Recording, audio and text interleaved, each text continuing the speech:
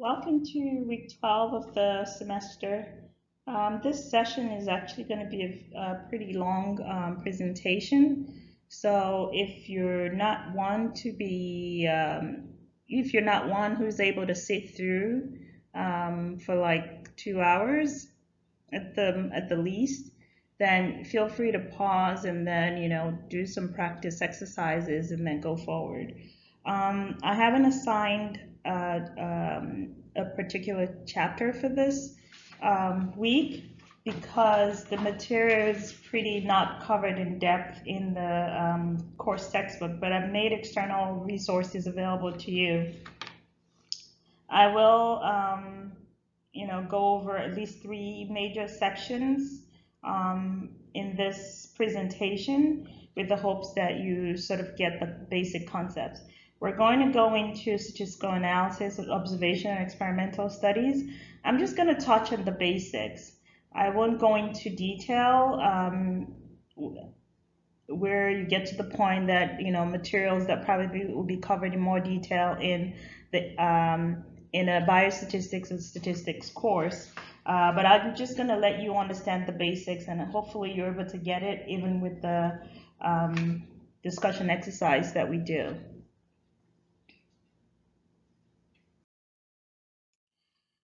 First of all, I'll briefly go over the steps in the research process, which we covered as part of last week's discussion exercise.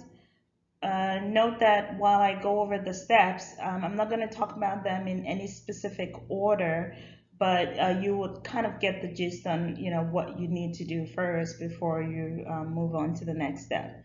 After that, we're going to briefly talk about sample size estimation, which has been brought up in different discussion exercises, but I never went into detail about it, so I'm sure you touched up on those on that during your reading. Some of you actually just randomly selected a sample size while you were talking about your hypothetical study.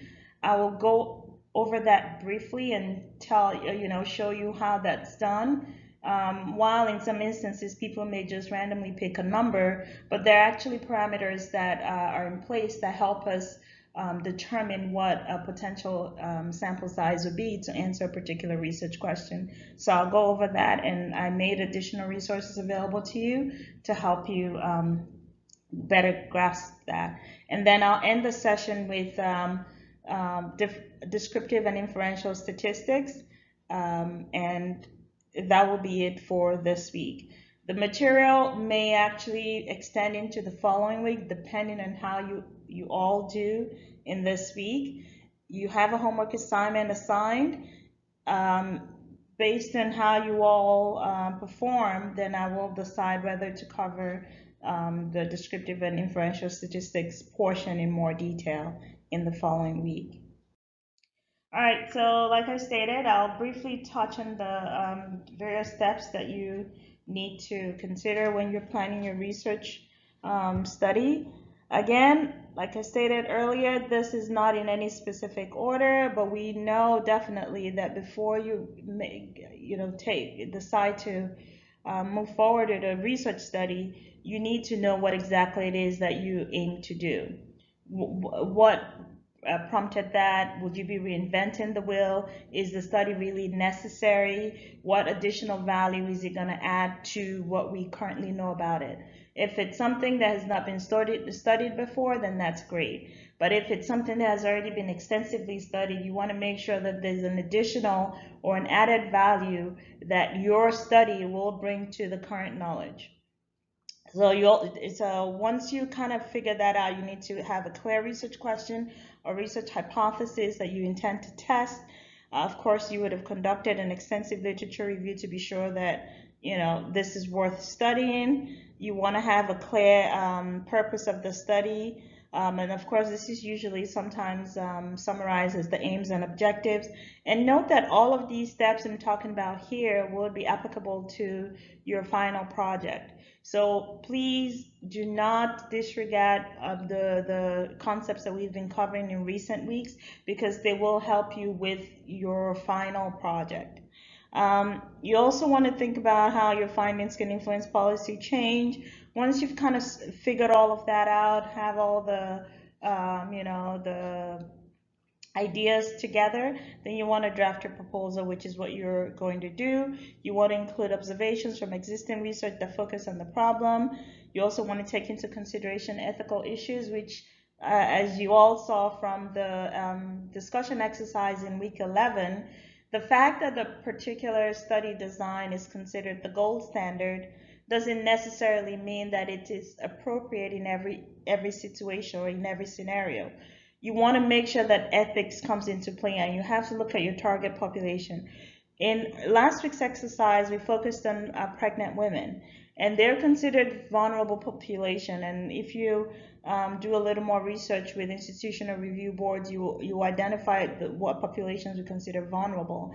So deliberately assigning something that could be potentially hazardous or harmful to people is not considered ethical. So you would want to opt for an observational design where you just observe what happens in the natural environment. So please take this into consideration while you're drafting your final proposal, because um, if the topic that you intend to explore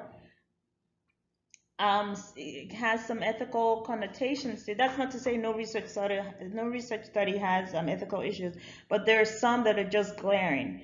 If we know that this could be potentially harmful and we don't have a standard treatment that's already been pre-approved, that would automatically make you fail that paper because the design you've chosen is not ethically sound. So please always take ethics into consideration when you're doing anything. If in a real life setting, if funding is going to be necessary, then you need to take the time to identify what your potential funding sources are, because each funding source has certain criteria and guidelines that you must meet for them to actually consider your proposal. So you want to know all of this before you start drafting. You also want to know how much resources you have available. And what you would need to actually execute the study. If the study is not feasible, then it makes no sense to proceed with it. You want to make sure that as you're drafting your final project and your final proposal, make sure that what you're advocating or what you're embarking on is feasible.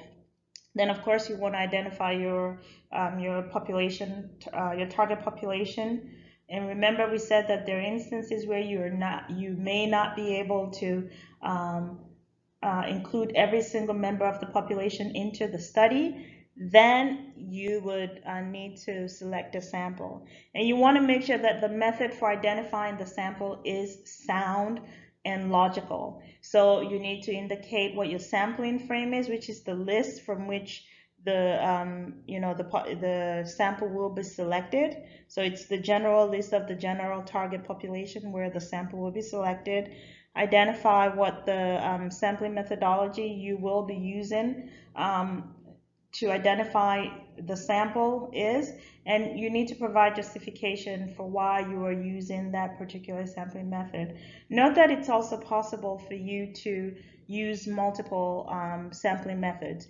Just justify why you're doing that. And for those of you that will be conducting a study that involves a randomized controlled trial, again, you need to indicate what kind of randomization you are using. All of this is available. I went over this in the last presentation. It's also available in your textbook. It's also online. You need to be very clear on what exactly it is that you will be doing. In the event somebody wants to replicate what you've done. Other factors you also want to take into consideration would be the sample size. How big of a sample would you need, right, for you to be able to for you to have something that's representative of the target population, which is what I'll do after I'm done with talking about the steps of planning your research. You also want to take different potential biases and errors into consideration. I will cover bias in more detail in week 13. and maybe 14, but we've already kind of briefly touched on potential biases in research, but we'll go over a more extensive list of different kinds of biases that you may run into. And again, certain study designs carry more bias than others. So you want to make sure that you weigh the pros and cons of the design you have chosen and why it's most appropriate for your given scenario. And there are times with certain kinds of biases, you may be able to address them or minimize them. Again, remember I said sometimes eliminating bias 100% is impossible, because again, we're working in the real world and not in an ideal world, and you're dealing with human subjects, and humans can be unpredictable. So you want to make sure that you identify potential ways to minimize any potential bias that you would run into in your particular study. And then, of course, you also want to think about response rate. And, you can think of response rate also as follow-up rate. We talk more about response rate when we're talking about surveys, but in a cohort study or a longitudinal study, even randomized controlled trials where you have to follow individuals forward into the future, there's a possibility of losing them. And again, if you've lost them, then you might not be getting your responses to maybe a particular question or particular survey that you need them to complete. So you kind of want to take all of these factors into consideration. And one way to do so will be trying to factor in your hypothesized loss to follow-up rate. And you want to compute that into your original sample size calculation so that you can potentially have a buffer for those people who eventually, drop out of the study. And if you're one of those that get lucky where every single person is followed, now you've actually increased the power of and the robustness of your study, because you have a larger sample size than than was originally estimated. And again, the take-home message you need to always remember is that the larger the sample size, the closer it is to the actual population. However, there are instances where it just makes no sense for you to have a really, really large sample when you only need about 10 or 50 to be able to answer your question and be able to extrapolate that correctly to the general population. So there's a lot of thought process that goes into this, because you kind of have to weigh the pros and cons of your approach. And then other factors you also need to take into consideration is your measurement. What exactly are you measuring? This is why we say you want to make sure that you have a clear case definition of what it is that you're looking for and what would you use to measure that. So you want to make sure that you're using the accurate measurement for that. You have to think about the kind of data you'll be collecting. Is it going to be primary data where you would actually collect it yourself, or are you utilizing secondary data, which is data that's already readily available? Are you you also have to think about each variable that you're going to measure, whether it's going to be continuous or categorical. And the reason why this is important is that when you get into your analysis stage, the type of data or the kind of data, or however it's categorized, does make a difference. Does impact what kind of statistical test you would be employing. You also want to think clearly about your study design. Are you going to issue surveys? If you're issuing surveys, are you going to use something that's already been previously validated so that you don't reinvent the wheel? Because if it's been validated to test a particular construct, then it makes sense for you to use that as opposed to trying to draft one yourself. And again, you could use one that's already validated and add additional questions, where you modify it to suit the specific purpose of your study and the population of interest. Other things you also want to think about would be what kind of statistical tests you would use. You also want to think about how the data will be stored. You also want to think about how participants' confidentiality will be maintained. You also want to think about how you would eventually disseminate the results at the end of the day. So there's a lot that goes into designing a research project.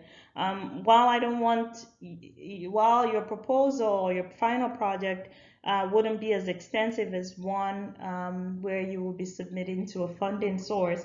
But I just want to make sure that you have the basic elements in there. And as you would have seen via Blackboard, I actually outlined most of the key points I actually want to see in the final project. So that's that for here. And again, maybe during your personal readings, you might identify additional points or factors you need to take into consideration. But I just wanted to make sure that I touched on this here and highlighted this point so that you remember that as we continue to make progress in the course and as you eventually move on to start pursuing your career in whatever field you choose to. Okay, so now I'm going to go to the statistical analysis part, and this would include how you estimate sample size and, of course, the various statistical techniques that we have. We will focus our attention on the various measures used in health epidemiology to describe the associations between exposures and disease or an outcome. We will learn about the difference between a sample statistic, that is the characteristic of a sample, and a population parameter. So there are two different things, and some of you may already be aware of this, and some of you, this might be the first time you hear this. But yes, when you talk to statisticians most times, or health epidemiologists, there's a difference between a statistic and a parameter. So when we talk about populations, we talk about parameters, and we talk about a sample, which is a subset of the population. It's a statistic. We would also address factors needed to estimate sample size, and the various parametric and non-parametric methods. But you need to know that this will not be as in-depth as it will be in a statistics or biostatistics course, like I stated earlier. However, you would learn enough about the basics of these methods to enable you to apply descriptive and inferential methodologies according to the type of study design for answering a particular research question, as well as apply descriptive techniques commonly used to summarize health data. All right, so I just stated earlier that there's a difference between a sample and the population. You all already know what the definitions are. A sample is a subset of the population. A population will be all members of a specified group. So that'll be every single member. That's the general population. The sample uses descriptive statistical methods to describe or summarize its basic characteristics. This would include averages, percentages, graphs, tables, and so on. The population, involves using predictions or inferences, using inferential statistics based on the sample data. Like I said before, the sample uses a statistic, which is the numerical summary of sample data, while the population uses a parameter, which is numerical summary of population. So now we would talk about the process of estimating sample size. And remember, I said that you want to make sure you have a sample that's adequate, right, to properly answer the research question while ensuring that your time and money are not wasted.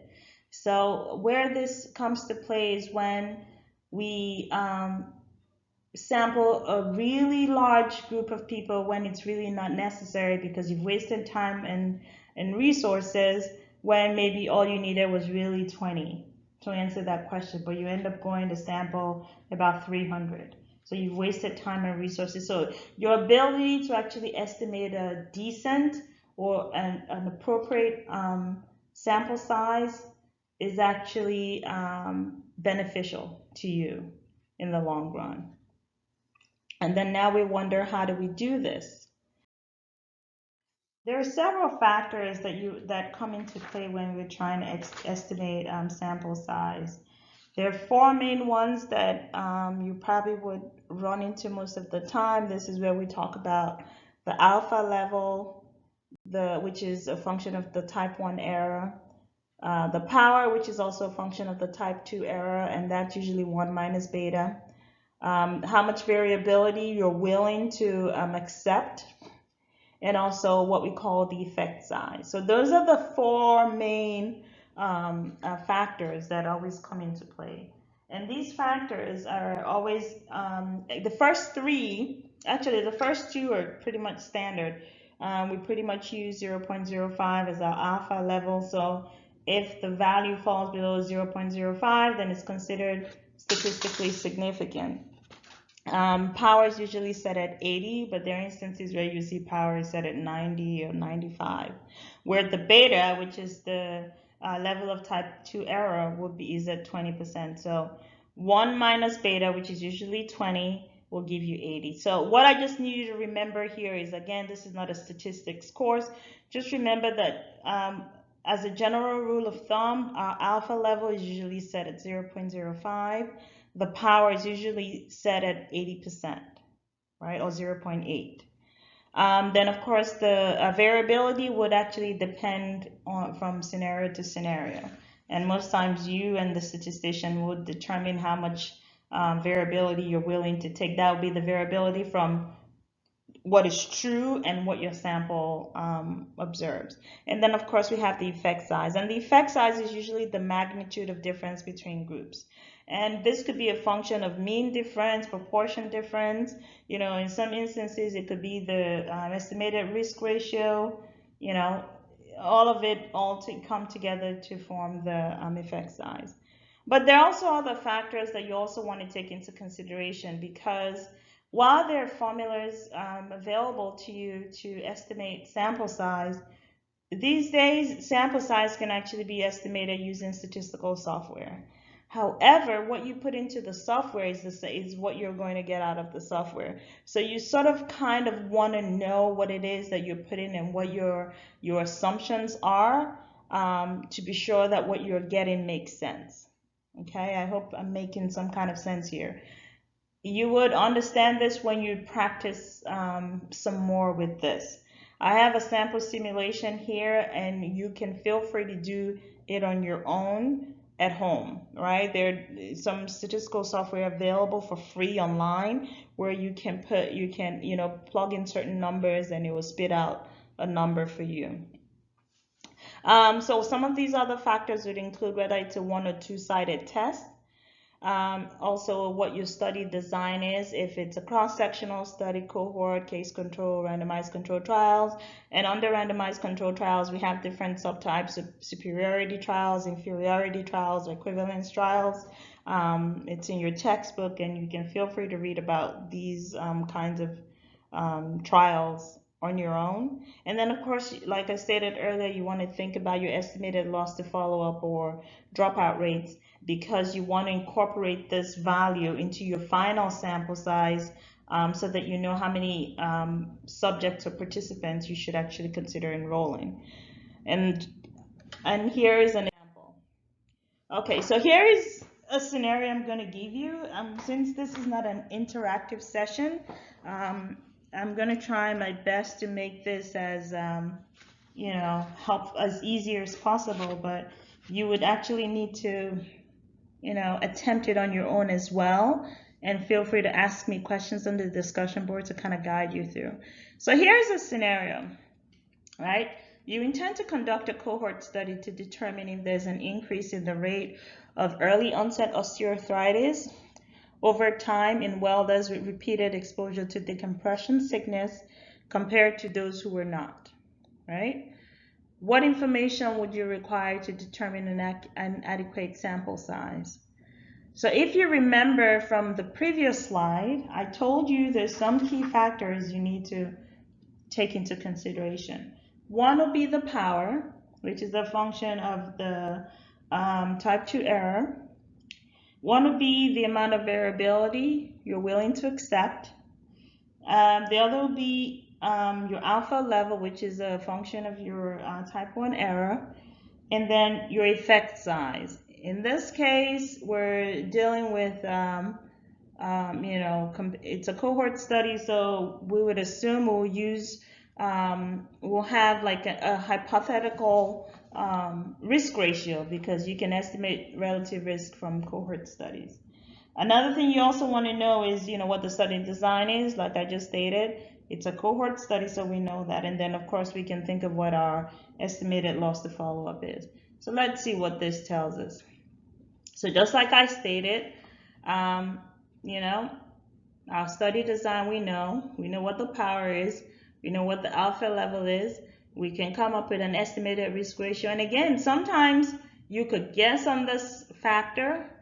Another time, you can actually base your parameters on previous studies. So let's say a prior study, you know, saw a relative risk of 2.5, with it being higher among those who are exposed to the compression sickness, then you can have your estimated risk ratio to be 2.5. Again, anytime you're trying to estimate the sample size, all of these are all assumptions, right? So we'll call this is estimating sample size a priori, and then once you're done with the study, you can do a post hoc power analysis to see whether or not your assumptions actually held up well. So again, a lot of this is based on assumptions, but you want to make sure that your assumptions make sense, you know? So these are some factors, if I were to be conducting this study, I would think about. Here's another one which you could do on your own, right? You intend to conduct a randomized control trial to determine if the incidence of back or foot pain differs based on feet placement among workers whose job requires long periods of standing. What information would you require to determine an adequate sample size? Again, you can go back to the previous slide and, you know, pick certain factors and say, okay, I'll need this, I'll need this, I'll need this. And once you decide on which statistical software you're going to use to estimate the sample size, then you already kind of know, well, what those factors are, and you're able to plug them in.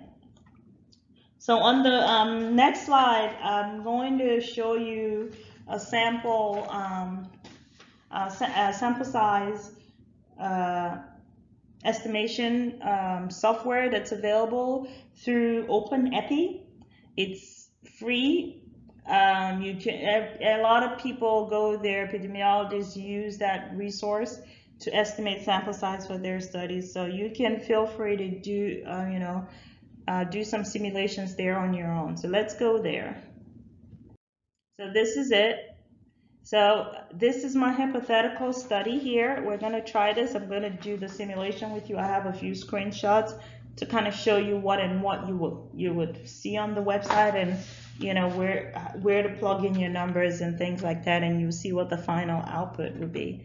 So it says you intend to conduct a 2-group randomized clinical trial to determine the frequency or the rate of adverse events from a new medication. So you have 2 groups. The effect being measured is expected to occur in 5% of the placebo or control group. How large must the sample be, right, to detect a risk prevalence ratio of 2.0 for an adverse effect, right, with 95% confidence and 80% power? Okay, so some of those factors I mentioned earlier are already available here, so you write them out and then, you know, proceed to punch in the numbers. So this is the link. You click on it and it will take you there, and this is the home page. This is what the home page looks like. As you can see on the left panel, where it shows you the sample size, as you can see there, it's asking you for the different, you know, the examples of different kinds of study designs for you to determine which you're using. From the exercise I just read out, this is a randomized control trial, so we will select an RCT, and you'll bring us here, and you would have this table. And remember, you already had a few things indicated on there, and you plug them all into the respective boxes, right? So it's at a 2-sided confidence interval, so it says with 95% confidence, you put that in there. Power was estimated to be at 80%. Percent of unexposed with outcome Again, the unexposed are the people, those are the placebo group, like it indicated there. It said it's 5%. And it gave us, we have an estimated risk of prevalence ratio of 2.0, which we enter there. Is there any other factor that we're missing? No. We have that, and you click calculate at the top, and this should be your final result. So it tells you, based on all of these parameters that we entered and all of these assumptions, this is what your sample size is estimated to be. So it's so if you're using the Kelsey calculation, it will be 154 per group. If you're using the Fleiss calculation, it will be 152. If you're using the other one with the Fleiss with CC, it'll be 190 per group. And again, if you estimate your loss to follow-up or your dropout rates to be, say, 20%, you add an additional 20% to this final sample to go from there. In this case, you can see we have a pretty large sample size estimation. Don't just take this value as face value, because if your target population is not even as large as 308, then it makes no sense to accept this sample size estimation. So you need to recalculate it until you get to a point where you have something that's reasonable and feasible. So don't just accept whatever, because like I told you, the system will spit out whatever it is you tell it to spit out. But you also kind of need to apply common sense and logic to make sure that this is possible and this will be feasible for the time frame you're looking at. So let's say it's a study that's supposed to continue recruiting for 2 years. Are you really sure that you're going to be able to recruit at least 308 people in 2 years? Again, remember, you can't force people to be in a study. They have to volunteer to be in the study as well.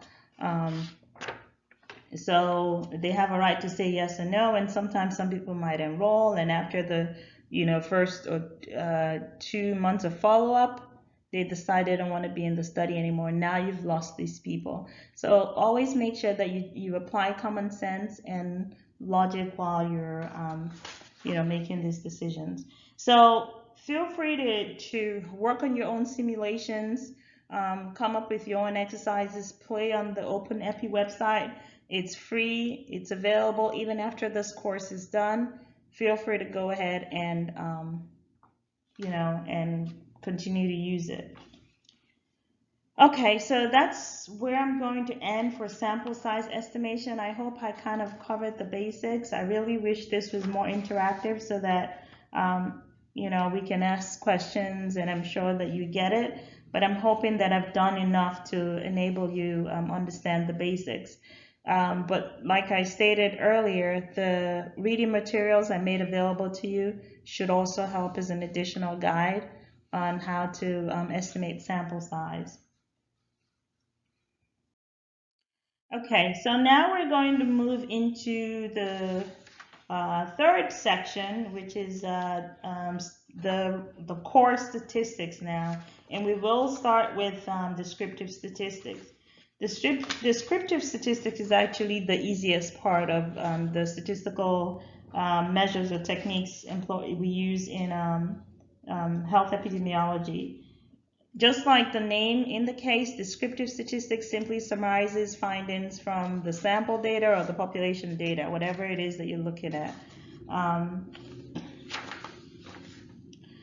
There are several ways to summarize sample or population data.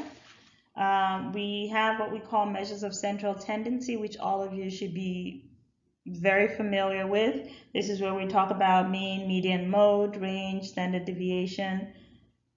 So any data set you have, any study you do have, that's expected of you, because there needs to be some kind of summary or description of the population or the sample that you have looked at.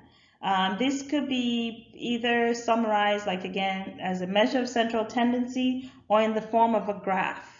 Right? And there are different types of graphs. It could be histogram, a bar chart, pie chart, and it could also be a scatter plot. So there are two major ways that you can summarize descriptive data, either as a measure of central tendency or as a graph. When we talk about measures of central tendency, as many of you will probably be familiar, um, the mean is usually summarized alongside the standard deviation, which you would see when we look at the bell curve. And the median is usually summarized with um, alongside the median. And I'll show you in the next slide.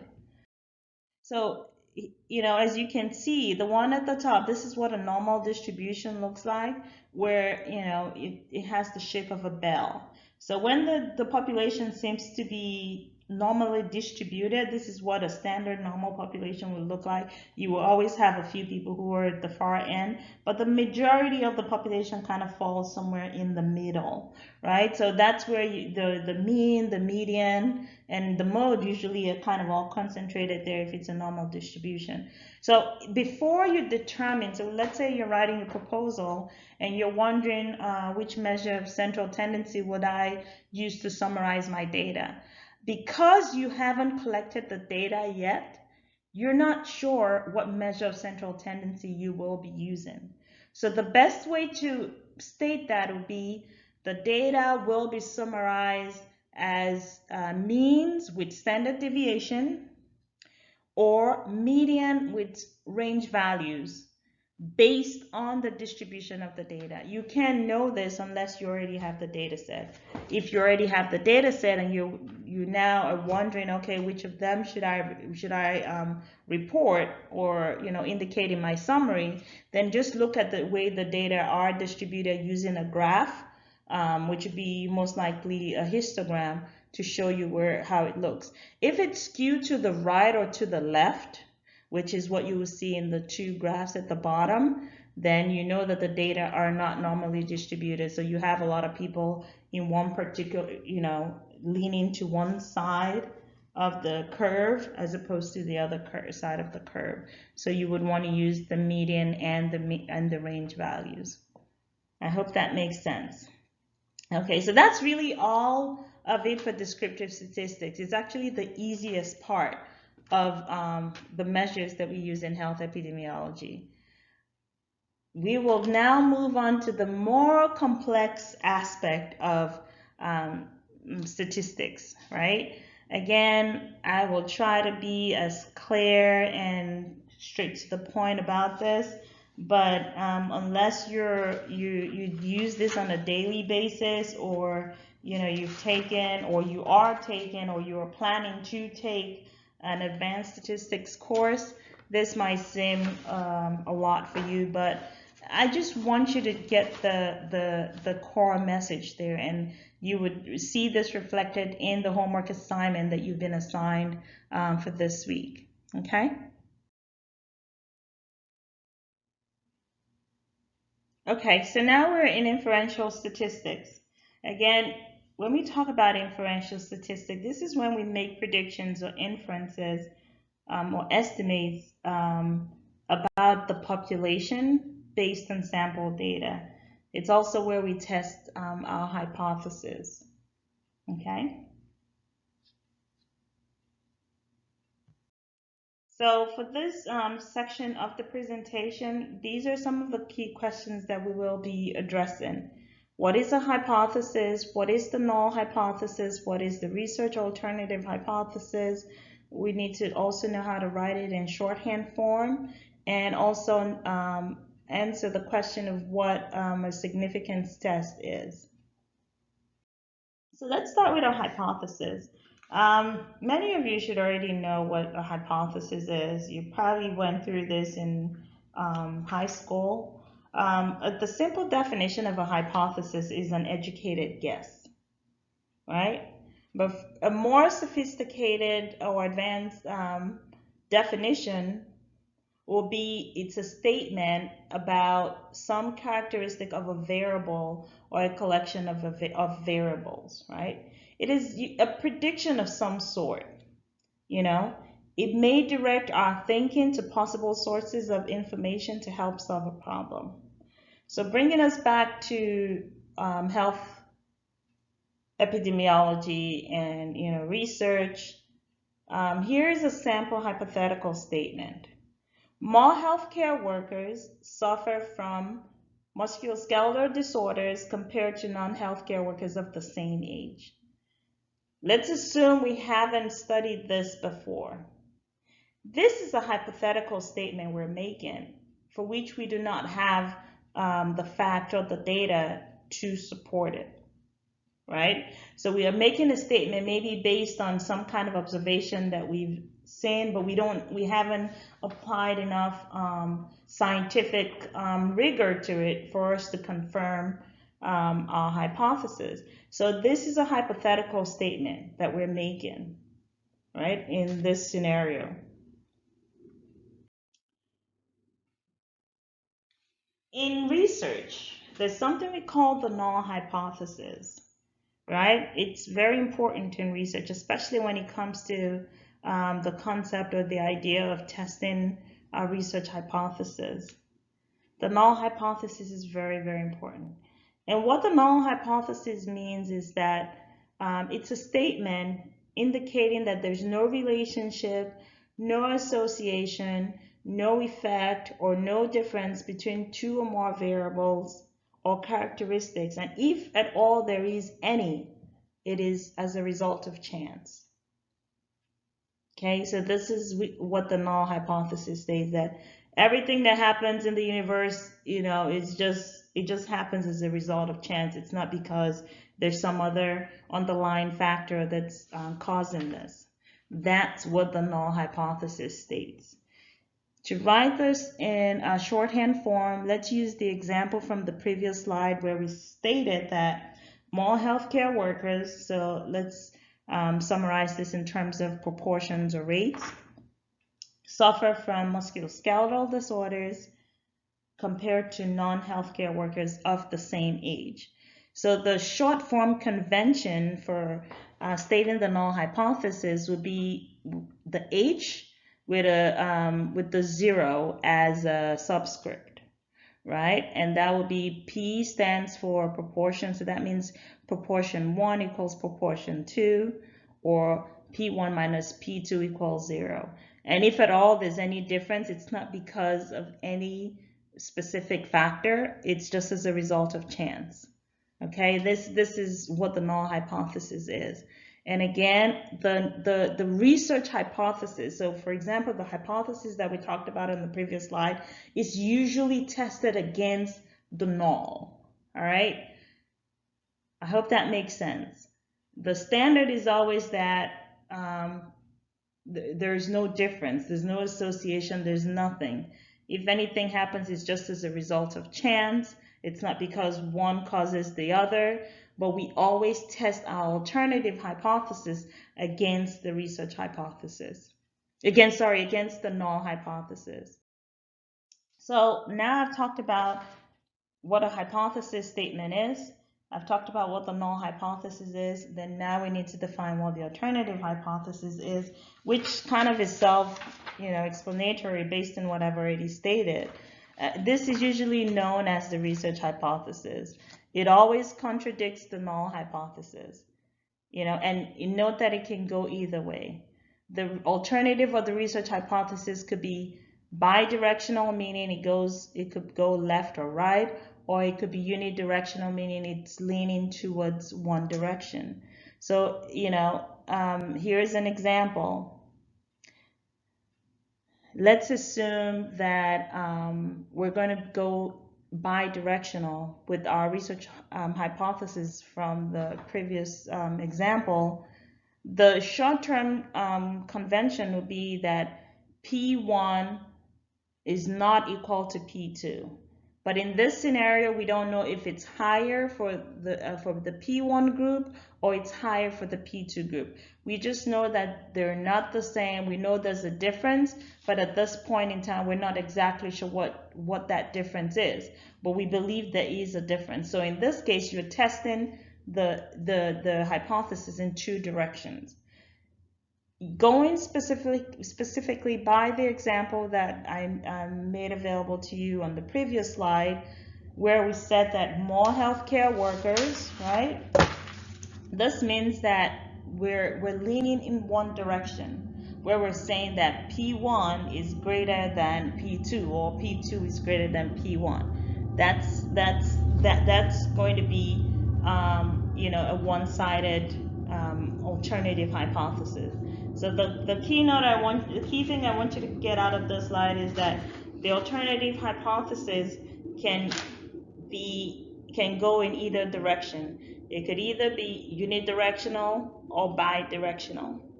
Most times, some people prefer to go bidirectional just in case your hypothesis ends up being the reverse. And this way, they're actually able to test it both ways. And some people just find it easier to go in one direction because that's what they're hoping to find.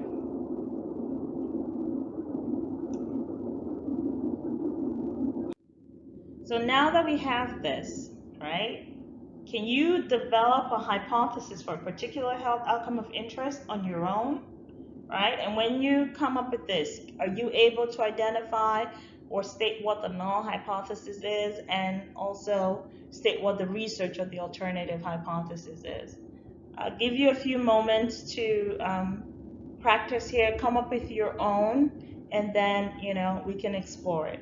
If you want to come up with it on the discussion board, I'm more than happy to entertain it. If you believe you get it and you can do this on your own, then that's perfect. But just take a moment to to develop your own hypothesis for a particular health outcome of interest. And this could be related to what you intend to address in your final project. The more you start applying, some of the weekly exercises to your final project, the easier it will be for you to actually complete it and know what it is that you're doing. So I think it's a great idea to start practicing with some of this concept and applying it to your final project. Okay, so now let's talk about test of statistical significance. So we already know that, okay, as part of inferential statistics, this is how we're actually able to make predictions or inferences about the population based on sample data. And in order to do that too, this is also where we're able to test our hypothesis, right? And this is where we test the research or the alternative hypothesis against the null hypothesis. So in order for us to do that, we need what we call test of statistical significance. And you will wonder, what is test of statistical significance? It's actually a way of statistically testing a hypothesis, right? Which is the validity of claims about population parameters. Again, remember, we're looking at a sample data and we're trying to make those decisions about a larger population based on the sample data. So we need some kind of scientific evidence to be able to do this. And this is where the test of significance comes into play. I hope that makes sense. The test of statistical significance also takes into consideration both the null and the alternative research hypothesis. It helps us analyze the strength of sample evidence against the null hypothesis. Sometimes you notice I'm repetitive in my presentation. That's because I want you to get the message. I don't mean to bore you. I apologize if it sounds like I'm being redundant, but for some people, they need to hear things over and over again for them to be able to grasp the message being conveyed. And finally, the test of statistical significance allows us to determine whether or not to fail to reject or to reject the null hypothesis, right?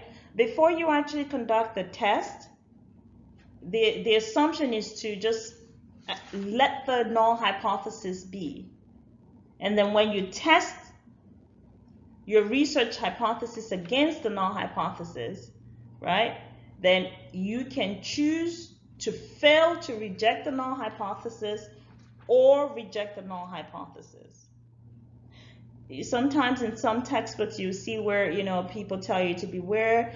It's safer to fail to reject the null hypothesis than to accept it because the null hypothesis might be incorrect, right? And maybe your sample just probably wasn't your study wasn't well designed, and maybe that's why your own the test is actually not able to reject the null hypothesis because you haven't carried out the study well.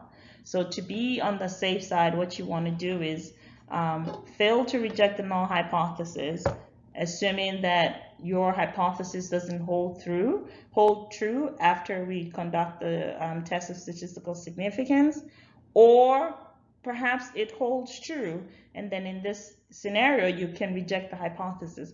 And know that sometimes your study might be false based on, these are more advanced statistical principles, and I'm not going to go into details about it, but there are instances where you may reach statistical significance, but really it's a spurious association. In this case, you might actually be falsely rejecting the null hypothesis, because there's something wrong with your data. So you always want to be very careful when you interpret research findings. So that's that for test of statistical significance. A few other concepts to kind of, bear in mind is, the role of p-values, the role of 95% confidence intervals, and population estimates. So these two slides are just for informational purposes, but I don't want to kind of go over it again because I will just end up being repetitive. This is also kind of linked to where I talked about sample size estimation, but the general rule of thumb is that, p-values are usually set as 0, which is the same thing as your level of statistical significance, are usually set at 0.05. There might be some instances where it's set at 0.01. So anytime the p-value falls below that value, then we would fail. If it falls below that value, we will reject the null hypothesis. Again, remember, we're testing our hypothesis against the null hypothesis. When we finish conducting our analysis and our p-value ends up being below 0.05, then we would reject the null hypothesis that there is no difference. Because in this case, your research hypothesis is showing that there's some kind of difference or some kind of association. And of course, we talk about 95% confidence interval. And again, because we're dealing with sample data, in order for us to make those inferences about the population, we tend to use population parameters, which is where the 95% or the 90% or 99% confidence interval comes into play. What the 95% confidence interval means, right, is that if you were to conduct this same study 100 times, 95 out of those 100 times, 95 times the actual value that you're interested in will fall within that particular range. That's what it's just telling you. That if you were to conduct the study 100 times, 95% of the time, the point estimate, the value that's of interest to you would fall within that range. That's really what the 95% confidence interval means. So that's that for this part. So now we're going to go to the next question is, since we already know about the test of statistical significance, we've talked about the null hypothesis, the alternative hypothesis, and all of this, you would ask, okay, so how do we test the hypothesis? What measures, what do we use to do this? And this is where statistics now gets interesting. And this is where I need you to pay close attention, because this is how what you would need for your final project, and also to answer the discussion question for this week. So in order for us to test our hypothesis, we need what we call statistical tests, right? And the statistical tests fall under two major methods. We have what we call the parametric methods, and we have what we call the non-parametric methods. The parametric methods assumes that your data are continuous, they're randomly selected, normally distributed, homogeneous, and linear. right? And I'll go into the different kinds of statistical tests that you would find under the parametric methods. And the non-parametric method is distribution free. So it doesn't have all of the assumptions I just mentioned above. And it's usually best for analyzing nominal or ordinal data. Nominal data would be like a data that has no specific order. So an example would be yes or no. And another one would be gender, female, male. Another one would be race or ethnicity. So that doesn't take any particular order. So those are nominal data. Then ordinal data, in the other, is actually hierarchical. So that's different. It also is useful for analyzing surveys that yield hard to quantify outcomes. And some of the examples would be chi-squared and Fisher's exact test, which I will go over on the following slide. So to kind of help you with this, for the next few minutes, I'm going to focus attention to the parametric methods first, okay? If you need to take a break to kind of assimilate all of this, feel free to do that. Otherwise, let's keep going. I will talk about the parametric methods first and talk about the non-parametric methods afterwards. The reason why the parametric methods are kind of important to go over is that some of the tests that we will talk about for the non-parametric methods are the non-parametric version of the parametric tests. Okay, so it makes sense to go over the parametric ones first.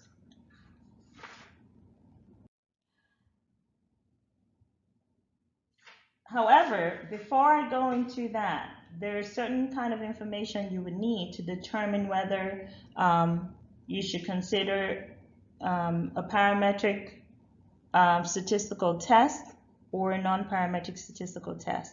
And these factors would be determining the type of variables, right?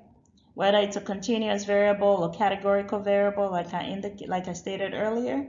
You need to know what the distribution of the data are, right? Or is.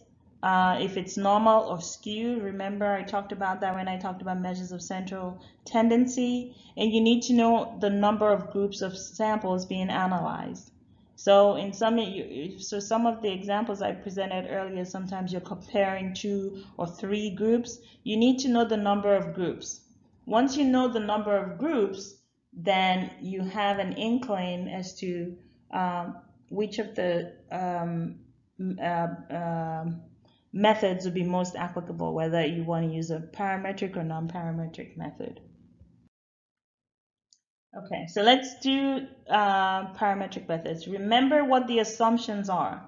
That you're analyzing continuous data. Continuous data will be like age, weight, height, like quantity, something that you can quantify, that has interval kind of data. The data are also normally distributed, and that they're homogeneous and linear. That will fall under parameter. So once you kind of know this, then it will be appropriate for you to use the non-parametric method. Here's an example of what a normal distribution looks like. Again, these are the properties. It's symmetric, bell-shaped, involves primarily 2 parameters, the mean and standard deviation. And like I stated earlier, as the sample increases, it takes more of a normal shape. Okay, so for examples of parametric tests, we have what we call the t-tests and the Pearson correlation coefficient. Under the t-test, we have what we call the paired sample t-test, the 2 independent samples t-test, and the ANOVA, which is 3 or more independent samples. That's when you would employ ANOVA. And then we also have linear regression, which I'll talk about a little more towards the end of the presentation, because that's a little more advanced. But I'm just going to focus on the basic t-test now, and then the Pearson correlation. So how do we determine which of the tests would be most applicable? So here it is. When you look at the type of sample that you have, again, remember I said you need to know the type of variables. you need to know the distribution of the data, and you need to know the number of groups that you're sampling. So in this case, because we're talking about parametric tests, we are assuming that the sample is normally distributed. So that's a check mark there. We're also assuming that the data, the variables are continuous, right? So that's a check mark there. So now we need to know, are we comparing one sample, like a pre and post, or are we comparing two independent samples, let's say comparing group A and group B? Are we comparing three independent samples, let's say group A, B, and C? Then that would determine which one to use. If it's a one sample that's dependent on itself, it's dependent because you're comparing the same group of people, but you're doing a pre and post, then you want to use the paired sample test. If you're looking at two independent groups, then you want to do a two sample independent test. If you're doing three groups and more, then you want to do the one-way ANOVA. And the underlying principle is that in as much as you have two sample ANOVA is just a bunch of t-tests running behind the scenes. That's really what it is. Okay, and then if you're looking at the correlation between two variables, right, that are continuous, so let's say age and BMI, right? We're saying as age goes up, the BMI goes up, and in this case, you're dealing with two continuous variables. This would make it appropriate to use the Pearson correlation, right? And again, the Pearson correlation only just looks at the strength of the direction of association. That's pretty much what the Pearson correlation looks at, the strength and the direction of the association. I'll talk about it in a little more detail as we make progress. So again, this slide also kind of re-summarizes it for you again. Like I told you, some of these things are repetitive. It's just that I have to put it in a way that you would all be able to understand in your own way. So if it's a one sample test, which is it's paired dependent, and this is usually when you're doing pre and post test. If you're having two samples that are independent of themselves, meaning there's no connection between the two groups, then you're going to use the two independent sample t-test. And again, this is for data. The assumption is that the data is normally distributed and you're dealing with a continuous variable. For the three or more samples, it's the ANOVA, which is the same thing as the analysis of variance. And the ANOVA usually will give you one final p-value. But because you're dealing with three groups, and sometimes you might be curious and interested in knowing, okay, it's saying that there's a difference, but how do I know which of the groups, right, is accounting for the difference? Then there's something we call a post hoc analysis, which you will tell the statistical software to run so that you can tell specifically which groups are statistically different. All right, so there's ability to do a post hoc analysis using the ANOVA. The other thing you also need to make note of is that the ANOVA has certain assumptions, and one is that all the observations are independent, that there is a normal distribution, and the variance of each group is equal to that of the other groups in the study. So again, these are a bunch of assumptions that the ANOVA has.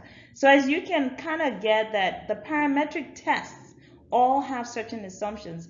If these assumptions are not met, then you're better off using the non-parametric version of the parametric test so that you're sure that you're actually doing this correctly.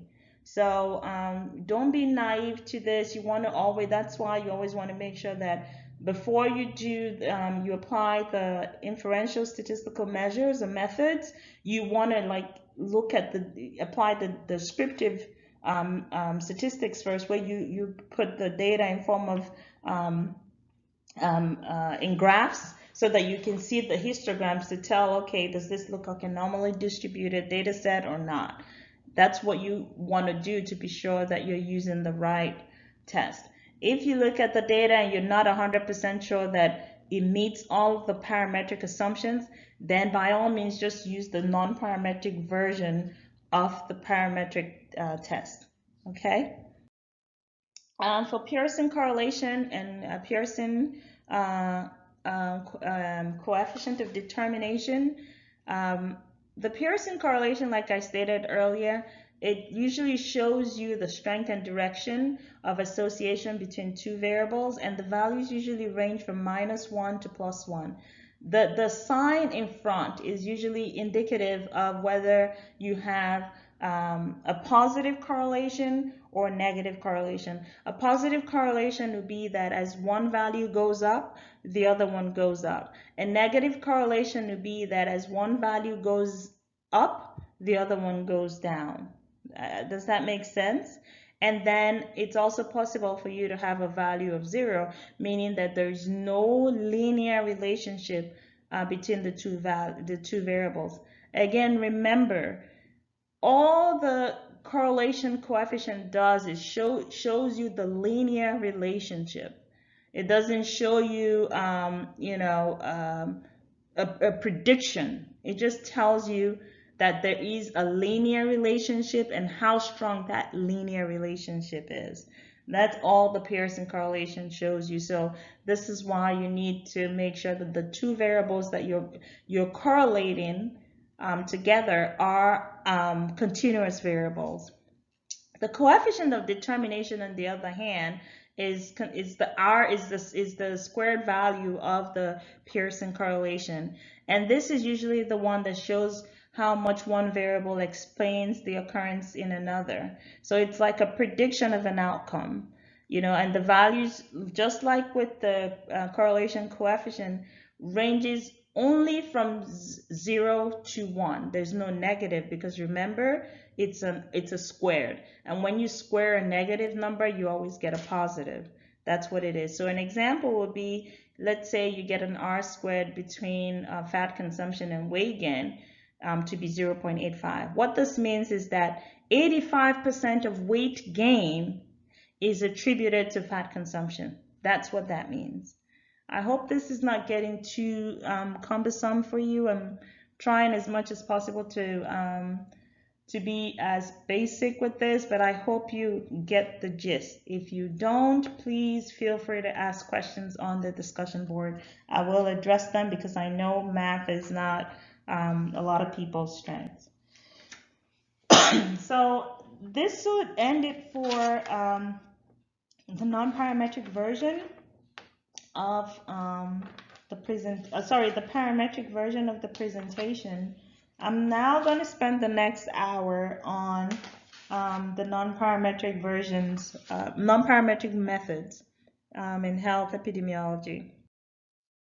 Again, remember that non-parametric methods have no assumptions.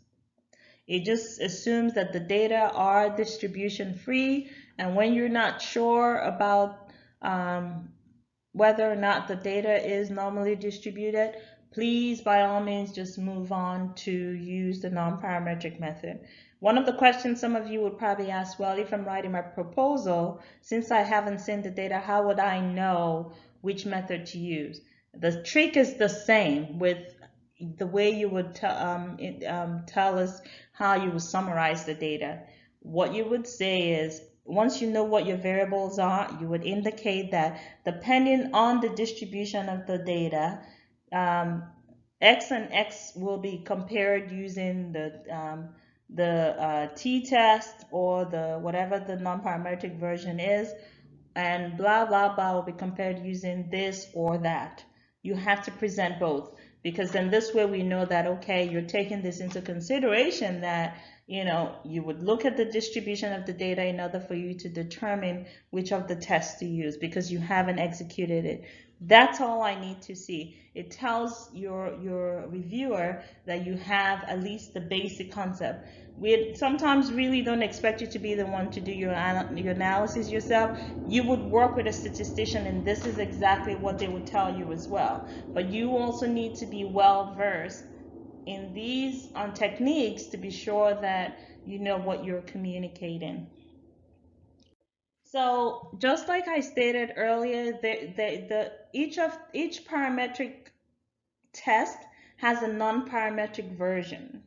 So just like we had the paired sample t-test, For the parametric version, if the data are not normally distributed, then the non-parametric version of that test will be the Wilcoxon signed rank test. If it's two independent samples and they don't meet the parametric assumptions, you would want to use the Wilcoxon rank-sum test or the Mann-Whitney U test. It's the same test really, but depending on which software you're using, they're called something slightly different, but your results will still be the same. If you have 3 or more independent samples, and they don't meet the assumptions of the parametric method, then you would actually have to use what we call the Kruskal-Wallis ANOVA test. For correlations, where for the parametric version, you would use the Pearson correlation. For non-parametric, you would actually be using the Spearman's rank order test. And this is all for continuous variables. Then, of course, the next questions you probably ask, well, what if I'm looking at categorical variables? All of the tests for analyzing categorical variables are considered non-parametric tests. All right? Only continuous variables, right, have parametric versions. All the categorical variables, this would be like gender, maybe you're looking at proportions of people, so let's say 80% versus 20%. Once you put people into categories, they automatically will be analyzed using the non-parametric test, and this would either be the chi-squared Fisher's exact test or the McNemus test, which is another form of the chi-squared test, only that in this case you're looking at a dependent sample. And I'll spend the next 2 slides briefly talking about when to use the chi-squared test, and also provide you with a few examples that you could explore on your own. So when do we use the chi-squared test of the Fisher's exact test? One, it's used when we're analyzing categorical data, like I indicated earlier. It's used to determine whether deviation between observed and expected phenomena is statistically significant. And what types or instances where it is applied. It's determining if 2 variables are independent, determining various subgroups are homogeneous or identical, and determining if there is a significant difference in subclasses of subgroups. So this is really the gist about using the chi-square or the Fisher's exact test. And some people would say, well, how do I know when to use because you probably see this in some of the articles that you review, and you say, well, how do I know when to use the chi-square test and the Fisher's exact test? The bottom line is that both of them are kind of this very similar test. However, one is more sensitive than the other, right? So there are specific instances when to use the chi-square test. The chi-square test is primarily used across the board, but in instances where greater than 20% of the cells, so this is where the 2x2 or what we call the contingency table comes into play. When any of the cells, where the expected values in each cell is less than 5 in greater than 20% of all the cells, then it makes sense for you to use the Fisher's exact, because that's actually more sensitive than the chi-squared test in those instances. And sometimes you would say, well, how do I know all of this? This all comes into play when you do the analysis. So when you, hopefully some of you will get to take a biostatistics or statistics course, they will go over this in detail with you. But if statistics is not your strength, then please leave the analysis to a statistician. However, it makes sense for you to kind of get the full gist, and what I really want you to know is that when you're comparing categorical data for different groups, you would use either the chi-square or the Fisher's exact. To determine which one specifically to use would depend on what your data shows you. So you would only get to know this at the analysis stage. That's all I needed to know here. I don't need you memorizing anything else. You can worry about that when you get into your biostatistics or statistics course.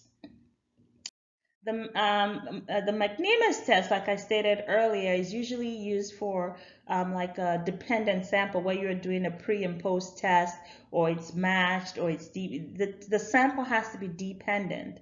You know, remember we had like an example of this when we were looking at continuous data. For categorical data, when the sample is paired or dependent, then you would use the other version of the chi-square test, which is called the McNemus test, to make those comparisons. That's all I need you to know, okay? Here are a few examples that you can work on your own. I've kind of given you some tips on how to determine which one works. Again, because this is not an interactive session, I would have loved to get your feedback on it, but I'll let you work on this exercise on your own, and please send me questions if you need further clarification in some of the concepts. There's a second example here as well. As you can see, the number of people that you're looking at increases, and you can see that there's a before and after.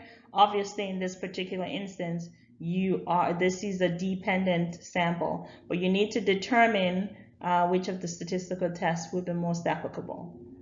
All right, again, this would take practice for you to kind of get it. On that note, I'm going to end the session for parametric and non-parametric tests. I'm actually going to go now into a little more advanced statistical analysis, and this is where we get into regression, which a lot of you probably are familiar with. You've probably heard a little bit about it. Again, this is just going to be an overview of regression analysis. It's not going to be the real deal, but just to let you know that this is also another another kind of test that we use to test hypotheses. Again, regression analysis is pretty much prediction or predictive analysis. This is where we tend to use it to allow us make predictions based on the sample data, like being able to predict a particular outcome to take place. We could also use regression analysis to adjust for confounding. So a lot of you brought this up when we were addressing case control studies and it being a potential bias. In week 13, we're going to actually cover confounding in a little more detail, but it makes sense that at least you know that one of the measures for addressing confounding is using regression analysis. And that's why sometimes you may have noticed that for some of the comments, I made some comments in the discussion sessions where I said, very good, because we can actually address for these potential confounding factors at the analysis stage of your study. This slide just briefly describes, the characteristics of regression analysis. And what I really need you to know is that it can be used to analyze continuous and categorical variables. And you would see the two main types that we have and when it's more appropriate to use one or the other. And note that regression analysis can either be simple or multiple. I'll go over that as well. And what else do I need you to kind of know from here? I think that pretty much summarizes the key things you need to know about regression analysis. For regression analysis, well, there are three main forms. That's the linear, the logistic, and the Cox. Specific to this course, I'm only going to focus on linear and logistic. Reason being that Cox is a little more advanced, and Cox really is similar to logistic regression, only that time is taken into consideration. And this is where we get into the Kaplan-Meier curves for survival analysis and things like that. So I'm not going to go into that because, again, like I said, this is not a statistics course. This is just to kind of help you get the basics of the various statistical methods or measures that we use in health epidemiology. So for multiple regression, regression analysis, we can either have a simple regression, which is also known as the univariate regression analysis, or we can have multiple, which is the same thing as multivariate. What univariate means is that you're only looking at one variable, right? And multivariate means that you're looking at multiple variables. That's pretty much what it means.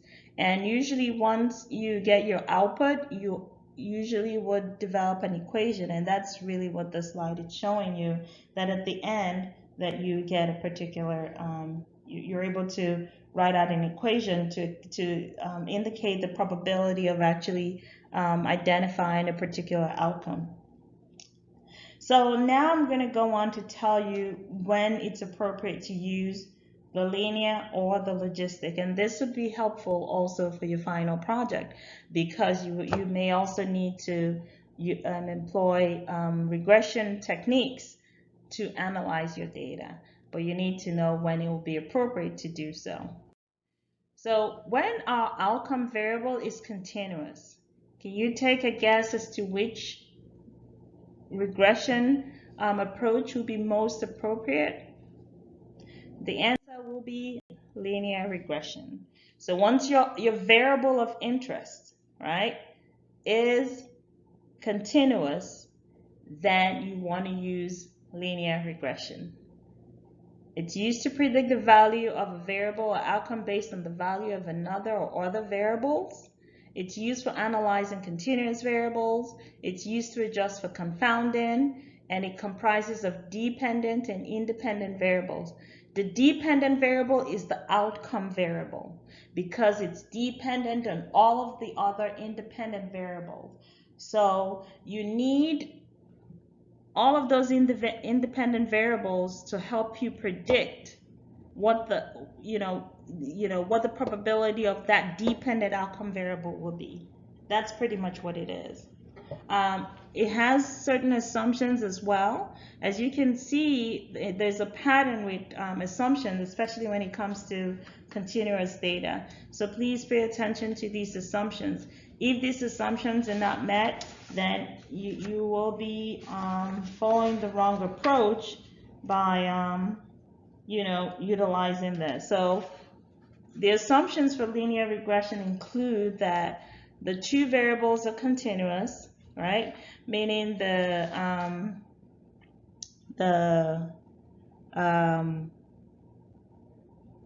outcome, the dependent and independent variables are continuous, that there is a linear relationship between the two variables, that there are no significant outliers, that there's independence observations, the data shows homoscedasticity, which means that there are equal variances along the line of best fit. The residuals of regression line are approximately normally distributed. You don't need to memorize this, please. This is for informational purposes and for you to think about this at the back of your mind.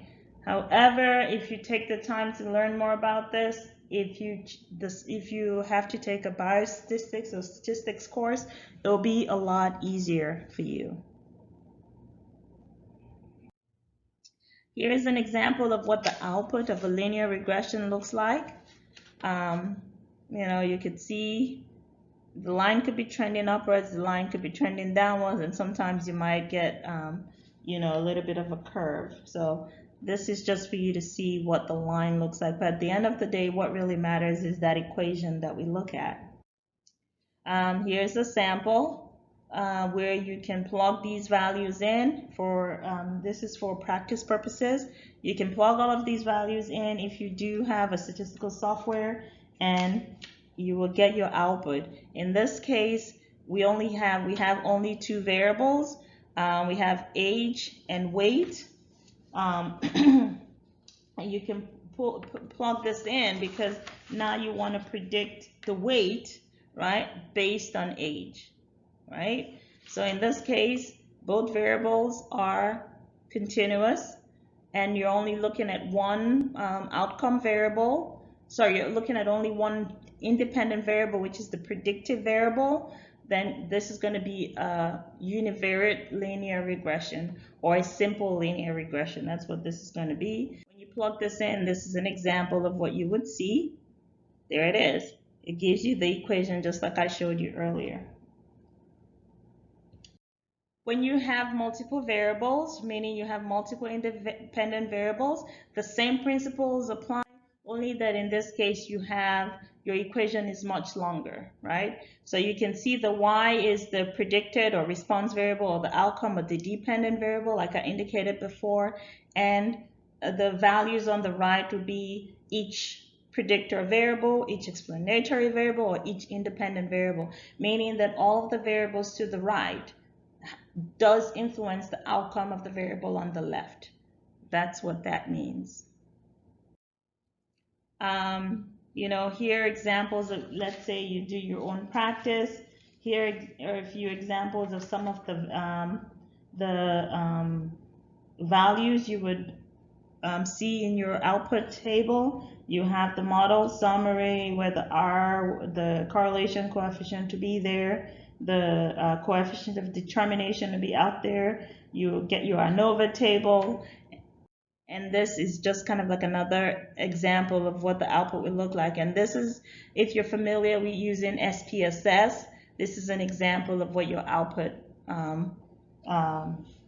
would look like. Here's another example right here, and I believe that would be it for linear regression. In the event your outcome variable is categorical, meaning it's dichotomous or binary, the most appropriate regression technique would be logistic regression. It's typically used for analyzing categorical variables, which is binary or dichotomous. It can be analyzed in forced or stepwise manner. The multiple logistic regression helps to adjust for the effects of confounding, just as with linear regression. And it also computes the adjusted risk ratios, which is either the odds ratio or the relative risk. And just similar to the linear regression, you can do your own sample exercise. You can plug in those values. This would be another example of a simple logistic regression, because you only have one predictor variable and one outcome variable, which is the dependent variable. However, the line, right, looks different. Remember, in the linear regression, you actually had more of a straight line. For logistic, it's actually more of a curve, like an S-shaped curve. So it's a little different. I don't need you to memorize all of this. These are just for information purposes, just so that you know what it would look like. And the same thing would apply for logistic regression when you have multiple independent variables.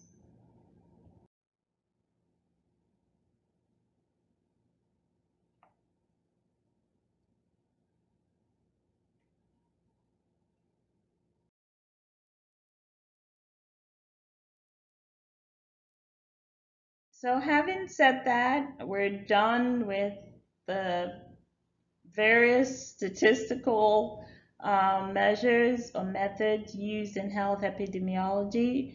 Short, quick, to the point, but again, it requires a little bit of practice and frequent use for you to be able to apply them relatively easily, just by looking at your data set. You can think and say, okay, you know what, this would be the most appropriate for this. For the following slides, I have a bunch of sample scenarios that I expect you to work on your own.